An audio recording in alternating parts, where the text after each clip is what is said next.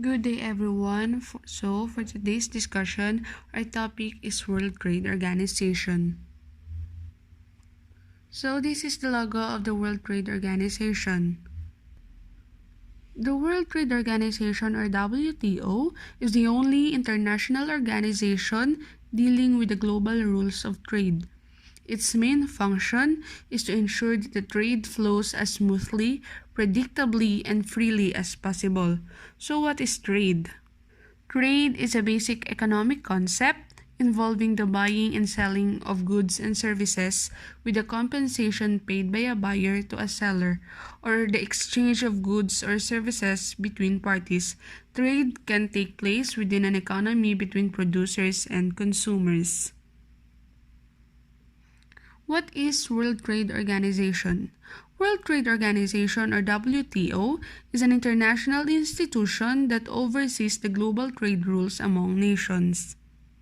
It superseded the 1947 General Agreement on Tariff and Trade, or the GATT, created in the wake of World War II.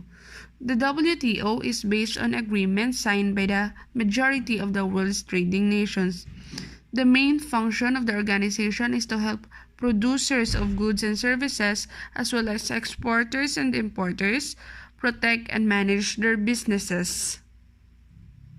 It is also the only global international organization dealing with the rule of trade between nations. At its heart are the WTO agreements, negotiated and signed by the bulk of the world's trading nations and ratified in their parliament.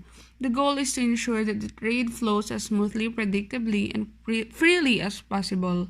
Its main focus is to provide open lines of communication concerning trade among its members. For example, the WTO has lowered trade barriers and increased trade among member countries. On the other hand, it has also maintained trade barriers when it makes sense to do so in the global context. Therefore, the WTO attempts to provide mediation that benefits the global economy. Once negotiations are complete and an agreement is in place, the WTO then offers to interpret that agreement in case of a future dispute. All WTO agreements include a settlement process whereby the organizations legally conduct neutral conflict resolution. The WTO is the successor to the General Agreement on Tariffs and Trade, or GATT, which was created in 1947 in the expectation that it would soon be replaced by a specialized agency of the United Nations to be called the International Trade Organization, or ITO. Although the ITO never materialized, the GATT proved remarkably successful in liberalizing world trade over the next 5 decades. By the late 1980s, there were calls for a stronger multilateral organization to monitor trade and resolve trade disputes. Following the completion of the Uruguay Round 1986 to 1994 of multilateral trade negotiations, the WTO began operation on January 1, 1995.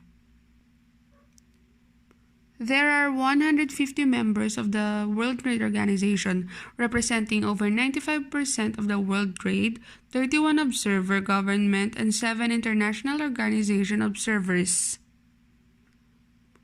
All decisions are made by member countries, and decisions are usually by consensus. So the World Trade Organization is located in Geneva, Switzerland, and went into effect on January 1, 1995. So what are the differences between World Trade Organization and General Agreement on Tariffs and Trade, or GATT? General Agreement on Tariffs and Trades, or GATT, was made in the year 1947 that aimed at initiating an international trade by liberalizing policies and removing tariffs. GATT is a multilateral agreement between several nations of the world that regulates international trade. Its primary objective is to reduce tariffs to a substantial amount along with abolishing other trade barriers.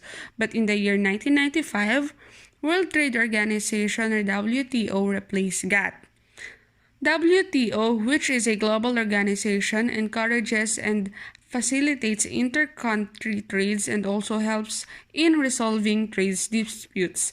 The WTO is designed to provide a common institutional framework for the conduct of trade relations among its members.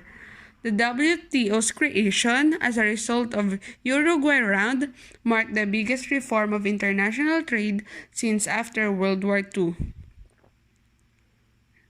First is, GATT was ad hoc and provisional, while the WTO and its agreement are permanent, with WTO having sound legal basis because members have ratified the WTO agreements.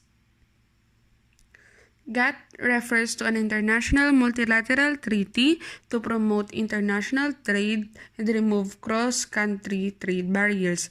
On the contrary, WTO is a global body which superseded GATT and deals with the rules of international trade between member nations.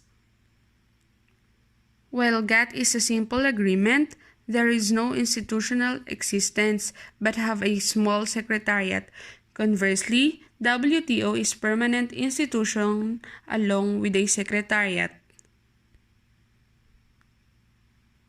The participating nations are called as contracting parties in GATT, whereas for WTO they are called as member nations.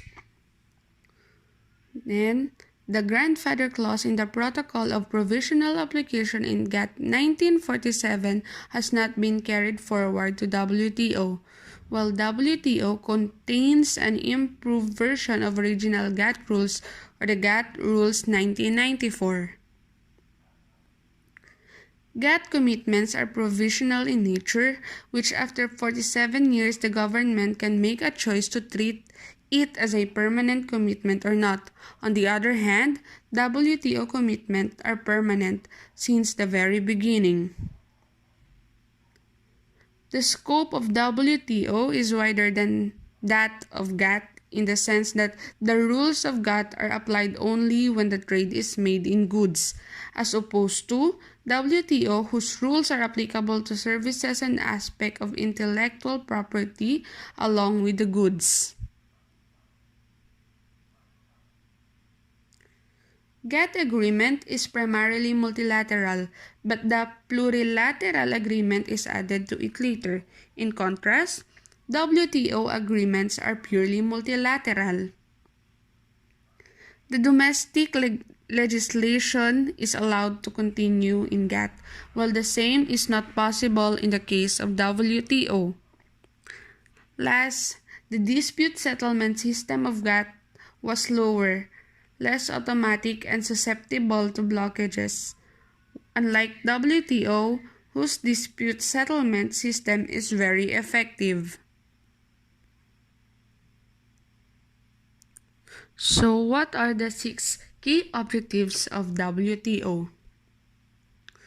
To set and enforce rules for international trade, to provide a forum for negotiating and monitoring further trade liberalization, to resolve trade disputes,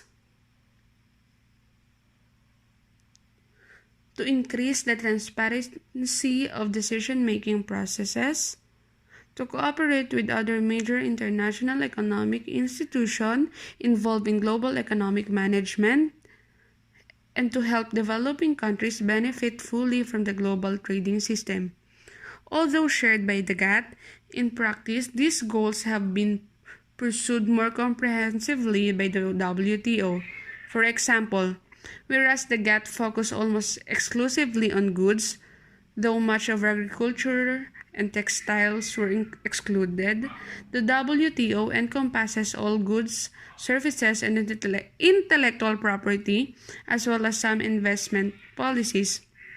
In addition, the permanent WTO Secretariat, which replaced the interim GATT Secretariat, has strengthened and formalized mechanisms for reviewing trade policies and settling disputes, because many more products are covered under the WTO than under the GATT, and because the number of members countries and the extent of their participation has grown steadily, the combined shares of international trade of WTO members now exceed 90% of the global total.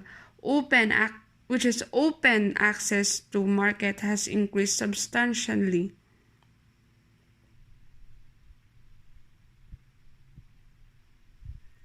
The World Trade Organization agreements are lengthy and complex because they are legal texts covering a wide ranges of activities. They deal with agriculture, textiles and clothing, banking, telecommunications, government purchases, industrial standards and product safety, food sanitation regulations, intellectual property, and much more. But a number of simple, fundamental principles run throughout all of these documents. So the following principles are the foundation of the multilateral trading system. Trade without discrimination. Under the World Trade Organization agreements, countries cannot normally discriminate between their trading partners. Grant someone a special favor, and you have to do the same for all the WTO members. Next is fair trade gradually through negotiation. Lowering trade barriers is one of the most obvious means of encouraging trade. The barrier concerned includes custom duties and measures such as import bans or quotas that restrict quantities selectively. From time to time, other issues such as red tape and exchange rate policies have also been discussed. Predictability through binding and transparency. Sometimes, promising not to raise a trade barrier can be as important as lowering one because the promise gives business a clearer view of their future opportunities. With stability and predictability, investment is encouraged, jobs are created, and consumers can fully enjoy the benefits of competition. The multilateral trading system is an attempt by government to make the business environment stable and predictable. In the WTO, when countries agreed to open their markets for goods or services, they bind their commitments. For goods, this binding amount to ceiling on custom tariff rates. Sometimes, countries tax imports at rates that are lower than the bound rate. Frequently, this is the case in developing countries. In developed countries, the rates actually charged and the bound rates tend to be the same. A country can change its bindings, but only after negotiating with its trading partners, which could mean compensating them for loss of trade. Next is promoting fair competition. The WTO is sometimes described as free trade institution, but that is not entirely accurate. The system does allow tariffs and, in limited circumstances, other forms of protection. More accurately, it is a system of rules dedicated to open, fair, and undistorted competition. The rules on non-discrimination are designed to secure fair conditions of trade. Then, encouraging development and economic reform. The WTO system contributes to the development.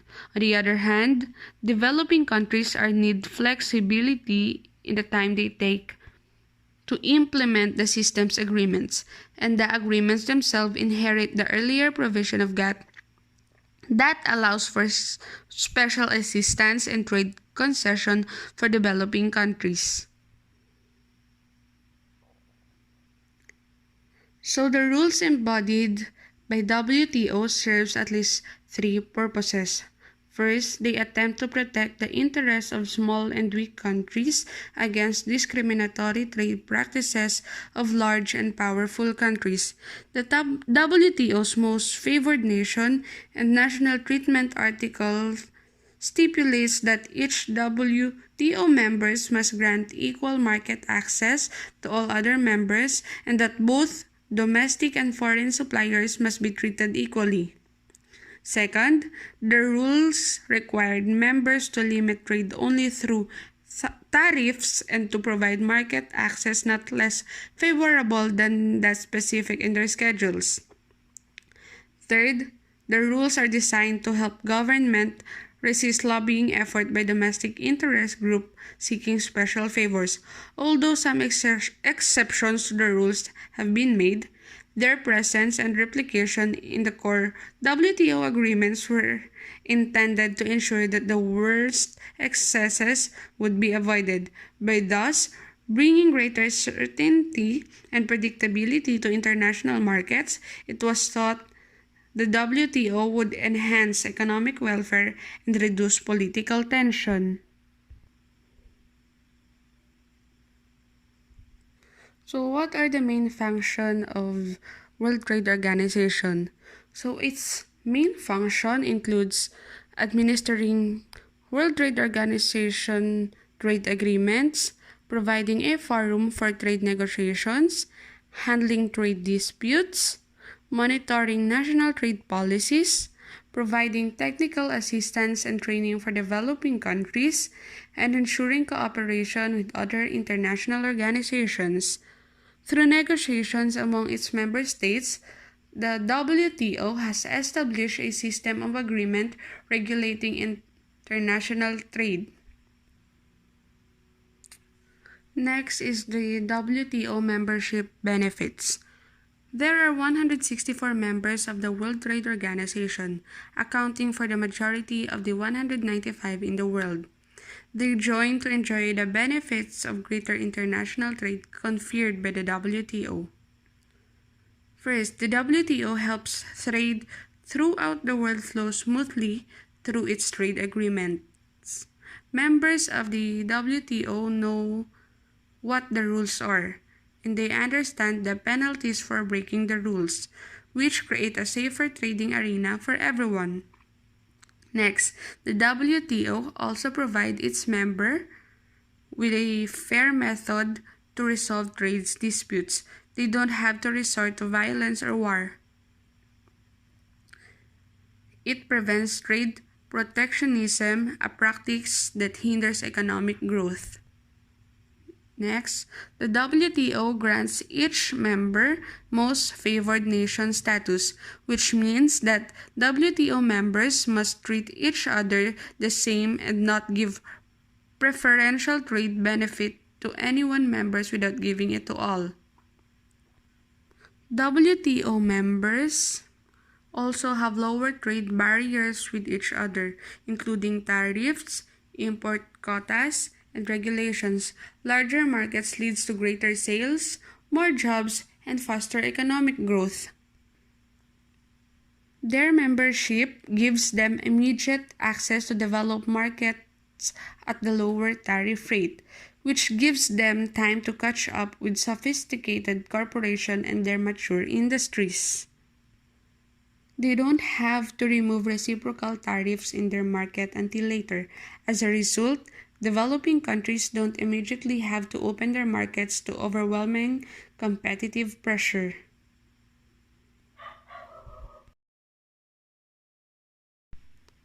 Next is the advantages of World Trade Organization, or the advantages of promoting free trade. First is lower prices for consumers. Removing tariffs enable us to buy cheaper imports. Then, free trade encourages greater competitiveness. Through free trade, firms face a higher incentives to cut costs. For example, a domestic monopoly may now face competition from foreign firms. The law of comparative advantage states that free trade will enable an increase in economic welfare. This is because countries can specialize in producing goods where they have a lower opportunity cost. Then, economies of scale. By encouraging free trade, firms can specialize and produce a higher quantity. This enables more economies of scale. This is important for industries with high fixed costs, such as car and airplane manufacture. In new trade theory, it is this specialization and exploitation of economies of scale that is most important factor in improving economic welfare. Next is the disadvantages of World Trade Organization. The WTO has often been criticized for trade rules which are still unfavorable toward developing countries. Many developed countries went through a period of tariff protection. This enabled them to protect new, emerging domestic industries. Ha-Jun Chang argues World Trade Organization trade rules are like pulling away the ladder they use themselves to climb up. Then free trade may prevent developing economies develop their infant industries. For example, if a developing economy was trying to diversify their economy to develop a new manufacturing industry, they may be unable to do it without some tariff protection. World Trade Organization is being overshadowed by new TIPP trade deals. These deals are negotiated away from WTO and focuses mainly on US and EU. It excludes China, Russia, India, Brazil, and South Africa. It threatens to diminish the global importance of WTO. The difficulty of making progress. World Trade Organization trade deals have been quite difficult to form consensus.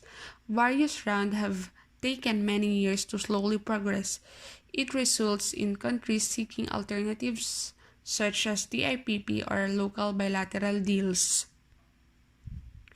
WTO trade deals still encompass a lot of protectionism in areas like agriculture.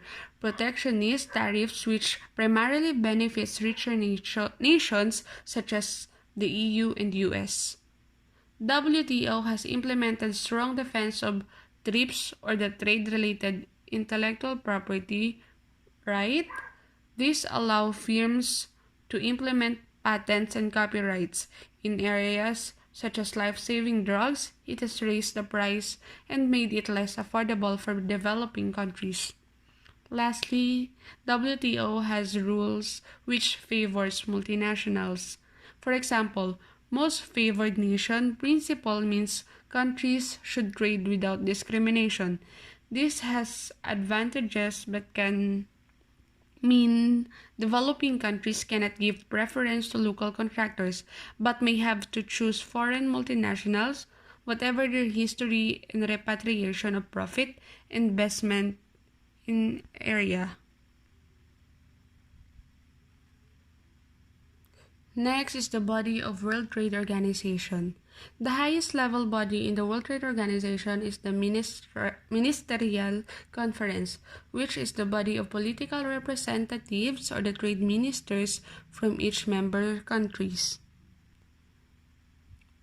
The Ministerial Conference examines current programs and sets the agenda for future works.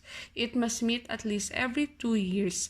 The WTO's Director General is Pascal Lamy of France, whose 3-year terms began on September 1, 2005.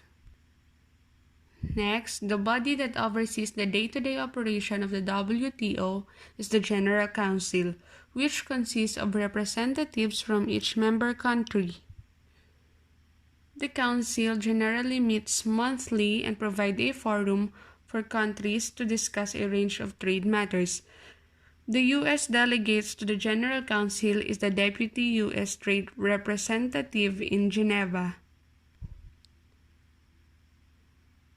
The General Council meets in 2 unique capacities. One is the Trade Policy Review Mechanism, or the TPRM, and they also meet in the capacity of the Dispute Settlement Body, or the DSB. The TPRM was established under the Uruguay Round Agreements to allow closer monitoring of national trade policies of member countries. The 4 countries with the largest shares of the world trade are reviewed every 2 years. The next 16 largest traders are reviewed every 4 years, and the other countries are reviewed every 6 years. Although least developed countries might be reviewed less frequently, the trade reviews provide information on a country's trade policies and comment on whether a country is pursuing market opening or market restrictive policies. This public examination is a mild form of pressure for a country to avoid practices that discourage trade. Then, the General Council also meet in the capacity of the Dispute Settlement Body or DSB. The Uruguay Round Agreement greatly strengthened the process for settlement of disputes. The first stage of the process is consultation between the government involved. If consultation is not successful, the complainant may ask the DSB to establish a dispute panel. The dispute panel hears the case and reports back to the DSB. If the complaint is upheld, the respondent must either change its practice or negotiate an agreeable resolution. Otherwise, the complainant may request that the DSB authorize suspension of obligations, thereby giving permission for the complainant to retaliate. For example, a complainant may receive permission to increase tariffs against a respondent country that disregards a decision by the DSB. Permission is automatic unless unanimously disapproved. Procedures are clearly set out with a specific timetables at each stage. Next is the three major body under General Council. First is the Council for Trade in Goods, under which committees works on a number of trade areas. One committee works on trade in agriculture, another committees oversees the related topic of sanitary and phytosanitary measures, which are measures that pertain respectively to animals and plants' health and safety. Some committees monitor practices that are considered unfair if not implemented in accordance with the WTO rules. Other committees examine practices that are not necessarily unfair but could be trade distorting nonetheless. One committee works on the relatively new area of trade-related investment measures, and another addresses market access issues. Also, under the Council for the Trade in Goods is the Information of Technology Agreements Committee. The second major body under the General Council is the Council for Trade in Services, which oversees the Uruguay Round Agreement on the Trade in Services. The Uruguay Round Services Agreement has three parts. The first part lists basic principles that countries agree to observe, including national treatment, most favored nation treatment, and transparency. The second part contains 4 annexes with rules on the movement of the person who provides services, financial services, telecommunications, and air transport services. The third part is a schedule of country commitments. These commitments are bound and cannot be reduced in scope, much like the tariff levels on goods, which cannot be increased once they are bound. The service commitment may include exception to the national treatment and most favored nation principle if countries included this exception when they originally negotiated the commitment. The third major body under the General Council is the Council for Trade-Related Aspect of Intellectual Property Rights. The TRIPS Council monitors the agreement on intellectual property rights reached during the Uruguay round and supervises members' compliance. The TRIPS agreement has 3 parts. The first part outlines basic principles that countries must observe, including national treatment and most favored nation treatment. The second part establishes standards for the different types of intellectual property rights, such as patents, trademarks, copyrights, industrial designs, and geographical indications, and ensures minimum lengths of time for protections. The third part of the agreement establishes enforcement processes. Basically, the WTO is essentially an alternative dispute or mediation entity that upholds the international rules of trade among nations. The organization provides a platform that allows member governments to negotiate and resolve trade issues with other members. Thank you for listening. God bless everyone.